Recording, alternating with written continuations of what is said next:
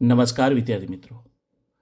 સરદાર પટેલ યુનિવર્સિટીના નવા પરિપત્ર પ્રમાણે જે અત્યારે વિદ્યાર્થીઓ ભણી રહ્યા છે તે તમામ વિદ્યાર્થીઓના એબીસી આઈડી એટલે કે academic bank of credits ID allot કરવા, જનરેટ કરવા ફરજિયાત છે હવે.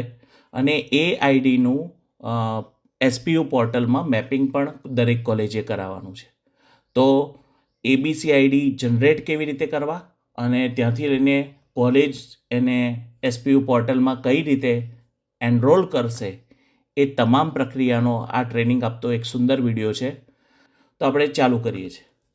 એબીસી જે છે એના તો ઘણા બધા ફાયદા છે, કદાચ હું આ વિડીયોમાં નહીં સમજાવી શકું, પણ લગભગ ભવિષ્ય જે છે એ આના ઉપર જ છે. જેવી રીતે આપણો આધાર કાર્ડ નંબર આવી ગયો એવી રીતે વિદ્યાર્થીઓને આ એક નંબર સાથે કનેક્ટ કરી દેવામાં આવ્યા છે, જેનાથી એનામાં એના જે એકાઉન્ટ છે એની અંદર જે કોઈ રિઝલ્ટ મળે એ બધું રિઝલ્ટ જે છે એમાં જમા થતું રહે, ક્રેડિટ જે છે એ ડિપોઝિટ થતી રહે.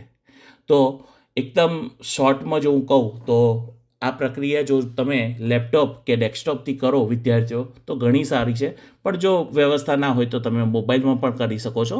આપણે બંને રીતે આ વસ્તુને સમજાવીશું જેનાથી તમને લોકોને ખ્યાલ આવે. આ ઉપરાંત કોલેજીસ આને કેવી રીતે રેગ્યુલેટ કરી શકે છે અથવા તો કેવી રીતે એને ઇનપુટ સારામાં સારી રીતે કરી શકે છે એ પણ આપણે અહીં દેખાડીશું. તો સૌથી પહેલાં આ તમે જોશો કે વેબસાઇટ જે છે એ ગવર્મેન્ટ ઓફ ઇન્ડિયાની છે અને abc.gov.in નામની વેબસાઇટ છે, જે ડિસ્ક્રિપ્શનની અંદર લિંક મૂકેલી છે, ત્યાંથી તમે ડાયરેક્ટલી એક્સેસ પણ કરી શકો છો. ત્યારબાદ ફરીથી એકવાર આપણે જઈએ તો અહીં તમને માય એકાઉન્ટ નામનું, આ કોમ્પ્યુટરથી શીખવાડી રહ્યો છું એટલે અહીં માય એકાઉન્ટ નામનું એક ટેબ છે. તો ત્યાંથી તમારે માય એકાઉન્ટ ટેબમાંથી તમારે આ સ્ટુડન્ટ ઉપર જવાનું છે. ફરીથી એકવાર કહું તો તમારે માય એકાઉન્ટ ટેબથી સ્ટુડન્ટ ઉપર જવાનું છે. ફરી એકવાર કરીને દેખાડું છું. abc.gov.inની વેબસાઇટમાં માય એકાઉન્ટમાં જઈ તમારે સ્ટુડન્ટમાં જવાનું છે. સ્ટુડન્ટમાં ગયા પછી તમને 3 ઓપ્શન આવે છે. આ 3 ઓપ્શન ડિજીલોકર ટાઈપના જ છે. મેરી પહેચાન ટાઈપનું અહીં લખેલું છે.